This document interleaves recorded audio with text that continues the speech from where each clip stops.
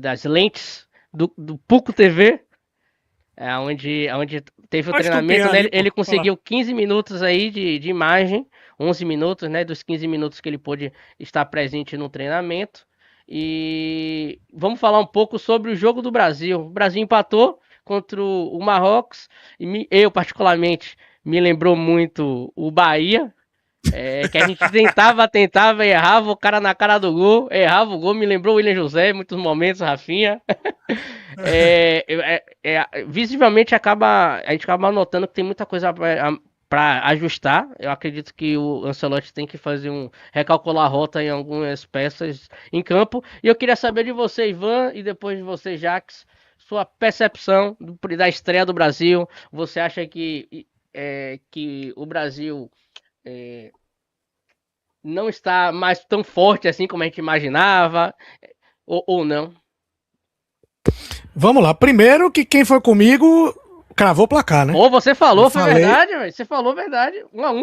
falei que 1-1 era placar, meu placar do jogo era 1-1 e de fato deu 1-1 na partida do Brasil, né? Eu acho que assim, a gente começou com uma surpresa muito grande que foi a escalação. Eu acho que estava todo mundo esperando o Danilo na direita, estava esperando o Alexandre na esquerda, esperando o Matheus Cunha como centroavante, né? Como aquele que aparece ali no ataque. De repente ele veio com Ibanes, Douglas Santos e Igor Thiago. E dos três, só Douglas Santos fez uma partida mais ou menos, vamos dizer assim. Ibanes e Igor Thiago fizeram uma partida tenebrosa. Igor Thiago, enquanto a gente ficou dizendo que ele precisava de bola para não precisar dominar, que era só para empurrar para o gol, ele teve a bola no primeiro tempo, que era só cabecear, um cruzamento perfeito para ele colocar a bola dentro do gol e ele ficou com medo. Ali é o jogador que tá com medo de fazer o gol porque tá ansioso. Na hora ali o nervosismo bate, o cara tira a cabeça, tira o pé da bola, assim, não vai com tanta. Não é nem que tira, não vai com tanta vontade como ele vai, com tanta confiança, né? Eu acho que a palavra certa é confiança. A ansiedade tira um pouco dessa confiança, o medo de errar, né?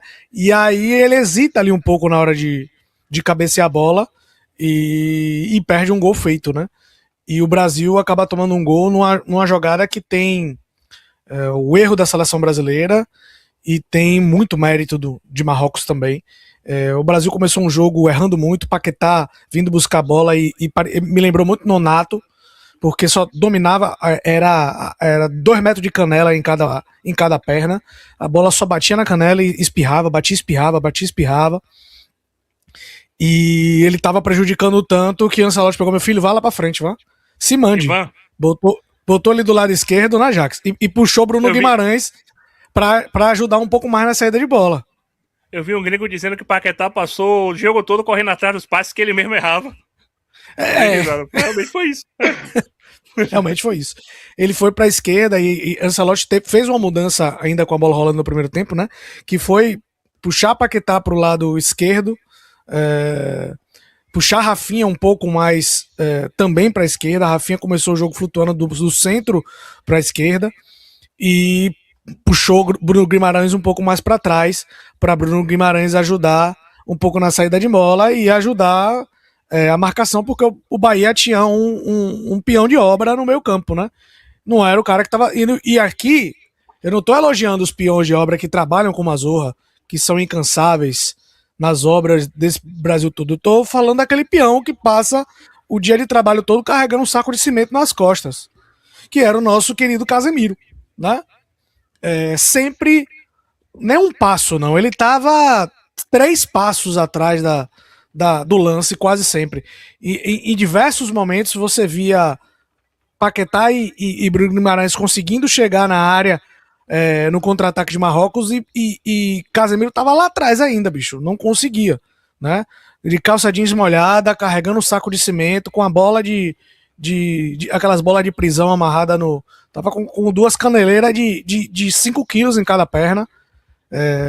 Realmente, o primeiro tempo do Brasil, assim, foi marcado por más atuações de muitos jogadores, né? E o gol sai de um erro de de domínio de Paquetá, que já não era o primeiro, o segundo ou terceiro. A bola vem para o meio, e aí você tem um erro de decisão ali, né? Porque a bola vem para Brahim Dias, ele meio que cercado para os dois. Brahim Dias, que estava jogando um pouco mais para a direita, ele vem para o centro. Douglas Santos acompanha, mas não dá o bote. E, meu amigo, você saiu, você foi caçar o sujeito, casse. Ficar no mata-burro não dá. Saiu da sua posição, saiu para caçar, casse. Porque se você hesitar, acontece o que aconteceu, né? E aí o Brahim Dias acertou. Quando você vê o lance de cima, você vê a qualidade do passe, né? Que aí é o grande mérito de Marrocos, é o passe de Brahim Dias e a conclusão de Saibiri. O passe, ele vem de curva, né? Ele passa entre os dois zagueiros do Brasil. Aí tem o erro de Gabriel Magalhães, que tá correndo de costas pro centroavante. Talvez porque Douglas tinha saído e ele aí foi observar a cobertura, né, do lateral, ele tá de costas e a bola entra exatamente nas costas dele. Se ele tá de frente, ele intercepta o passe, talvez, né? E na entrada, Marquinhos não teve como pegar. Eu acho que Alisson estava posicionado como o goleiro deve ficar, um pouco mais à frente. E se ele também se decide a tentar interceptar o lançamento, talvez ele conseguisse chegar na frente do atacante, mas ele hesita e volta, mas não volta todo. Quando ele vê que o atacante vai chegar na frente do zagueiro, ele sai de novo. E ali, meu amigo, ali não tem muito o que fazer, né? Se ele não saiu antes, qualquer decisão dele ali, a bola tá na feição do atacante, né? O atacante pode encobrir, pode driblar, pode bater por parte. Só os atacantes do Bahia que perdem aquele gol ali. Do Bahia e da seleção, né? Não, mas a seleção não pegou uma bola daquela, né? Quantas vezes. Pulga mesmo esse ano já pegou umas duas dessa. Ele, o goleiro, ele corta pro pé ruim dele. O outro foi driblou errado. Ali, meu amigo, o atacante na frente do goleiro é ele que manda, ele que comanda. E o Saibiri. Se cavar, errava a cavadinha também. Você pode ter certeza. Se aí o Saibiri ali, meu irmão, fez o que fez. Por isso que no outro dia ele foi comprado pelo Bayern de Munique. Encobriu a Alisson, fez 1-0 no placar. E me lembrou outra coisa que lembrou o Bahia, talvez, MG, foi o não aproveitamento dos garotos, né? O Endrick no banco, não pode jogar porque tem 19 anos, e o dono do jogo, o melhor jogador em campo, foi o Boaid, de Marrocos, com 18 anos, né? Ele que era capitão da seleção sub-21 da França, desistiu da cidadania francesa, pegou a cidadania marroquina e acabou com o jogo. Pra quem não sabe quem é o Cabeludo, meu amigo, o Cabeludo camisa 6. O cara acabou com o jogo, deu todo o ritmo, né? Não perdeu uma dividida, acertou passes no terço final, ajudou na saída de bola. Então, assim, melhor jogador em campo. Vini Júnior, acho que ganhou o prêmio, mas o melhor jogador em campo foi o Boaid de Marrocos. E no segundo tempo, o Ancelotti, eu acho que conseguiu melhorar o time na mudança no intervalo. Quando ele tirou o Ibanez, botou Danilo, o time melhorou na marcação, melhorou na saída. Ele tirou Casemiro e botou Fabinho, mas também se ele tirasse Casemiro e não botasse ninguém, eu acho que o time já melhorava. Se botasse um Cone parado ali na frente da área, eu acho que já melhorava. Fabinho entrou bem no jogo também, ajudou, o Brasil cresceu. Tinha chegado o empate no primeiro tempo numa jogada individual de Vinícius Júnior, que eu gostei, que tomou a iniciativa do jogo, né? Foi o Vini Júnior que a gente espera que ele seja com a camisa do Brasil, de ser protagonista, e ele conseguiu numa jogada individual fazer um golaço e empatar o jogo. No segundo tempo eu acho que o Brasil melhorou, veio o melhor do intervalo, controlou mais as ações, pouco foi ameaçado pelo Marrocos, até Ancelotti mexer mal, né? A gente estava vendo o Paquetá muito mal em campo, a gente estava vendo o Igor Thiago muito mal em campo. Ele fez as mudanças, mas para mim mudou errado. Ele matou o meio campo do Brasil, que tava. Paquetá tinha melhorado naquele momento, com a entrada de Fabinho. Paquetá tinha melhorado em campo. Não era o Paquetá que a gente sabe que ele pode ser, que ele já foi, mas tinha melhorado em campo, tava ajudando mais. E quando ele bota Matheus Cunha e Luiz Henrique, ele puxa a Rafinha, Rafinha fica mais centralizado, né? Com o Matheus Cunha fazendo. Não, primeiro ele deixa a Rafinha lá, né? Ele tira primeiro quem? Rapaz, ele tira. Peraí, deixa eu ver aqui as mudanças. Rafinha vai jogar logo de novo. Primeiro ele coloca a Rafinha pro não, meio, acho que, eu acho. Primeiro ele joga a Rafinha na ponta, não? Me ajuda aí, MG. Pega aí a ficha do jogo. Rafinha começa na ponta, se eu não me engano, e ele joga depois a Rafinha mais centralizado como 9, não? Porque eu lembro que a válvula de escape do Brasil era sempre Vinícius e Rafinha, Vinícius e Rafinha, Vinícius e Rafinha. Vinícius estava voando e Rafinha não estava acompanhando. Essa é a memória. Deixa eu só pegar aqui assim. pra não ser injusto, galera. É isso. Ele tira Paquetá. Enquanto ele tira. Enquanto vocês estão procurando, tem uma parte sobre essa pauta aqui que o Marinho acabou falando em short, eu coloquei aqui. Vamos ouvir ele falando e depois vocês debatem também sobre isso. Tá. Pausa para hidratação e o Marcos vai vencendo por 1-0. Né? O placar 1-0 para a equipe do Fox. O detalhe é o seguinte: você vem para um jogo com um meio-campo que não tem um meio armador, com a lateral direita, que não é um jogador de origem, né? Não é um lateral de ofício, e tá perdido do lado direito o Ibanez. E o meu 9, que é o Thiago, uma bola que vem na área, que qualquer camisa 9 cabeceia e faz o gol, não consegue, né? Erra uma cabeçada. Então, veio a decolé, vem se acerta e pronto, tá arretado, ó, tá arretado. Arretado do seu Paquetá, ele mandando áudio pra Deus e o mundo aí. Você entrar aqui na volta dessa pausa pra reidratação aí, o Brasil consegue se encontrar, porque, meu Deus. Pronto. Vi aqui. É isso mesmo que eu tinha falado, Jacques. Entra Matheus Cunha no lugar de Paquetá e Luiz Henrique no lugar de Igor Thiago. E aí Rafinha fica centralizado, né? A gente achava que o Matheus Cunha ia ficar um pouco mais centralizado e Rafinha fazendo o meio, mas na verdade Rafinha fica mais centralizado e Matheus Cunha vai pro meio. Só que o Matheus Cunha ele não ocupa o espaço que Paquetá estava ocupando. Ele fica um pouco mais adiantado e aí até no visual, quando o Brasil tá postado em campo, fica um buraco ali do lado esquerdo. Vini Júnior começa o fato de Paquetá tá jogando daquele lado ali na volta do intervalo, estava dividindo um pouco a marcação. Quando o Paquetá sai, começam a dobrar em Vinícius Júnior. E o Brasil passa a não conseguir mais reter a bola no meio campo, passa a não ter mais o controle do jogo, o Marrocos cresce na partida. E ali eu falei, o professor mexeu mal. Ali era Endrick no lugar de Igor Thiago e você botava Danilo no lugar de Paquetá. Né? Você botava Danilo no lugar de Paquetá, você mantinha o sistema do jeito que estava, só trocava as peças que não estavam rendendo bem. E o Brasil ficou mal, muito mal. Ele teve a última mudança. Eu falei, pronto, ele bota Danilo no lugar de Rafinha, sobe Matheus Cunha e volta até o meio. Ele vai, tira Bruno Guimarães e bota Danilo e o time continua do mesmo jeito que estava antes, com o Marrocos dominando até o final e o Brasil passando aperto para não acabar perdendo o jogo. Ainda teve uma bola de Marrocos que a Alisson defendeu o rebote. Então eu acho que o Brasil foi muito mal, mas acho que nosso querido professor Ancelotti ele tem boa culpa no cartório, apesar das atuações ruins. Para mim ele escalou mal, depois ele mexe bem no intervalo e depois mexe mal no segundo tempo. O melhor momento do Brasil em termos de controle de jogo foi na volta do intervalo, quando eu acho que o Brasil ali se comportou de uma boa forma. Agora, em termos de resultado, o 1-1, eu falei que era obrigação do Brasil vencer, e era obrigação pela história, pelo que se espera do Brasil. Mas o resultado é normal, 1-1 é normal. A Marrocos foi semifinalista da última Copa, tem um ciclo muito bom, tem uma divisão de a gerações, né? A divisão de base da seleção marroquina veio bem nas competições sub-20, sub-17. Era o treinador da seleção sub-20 antes, não é isso? O Oabi. E tá formando jogadores, então vem num ciclo muito bom. Não é um Marrocos de uma Copa só, que vai aparecer numa Copa e não será mais.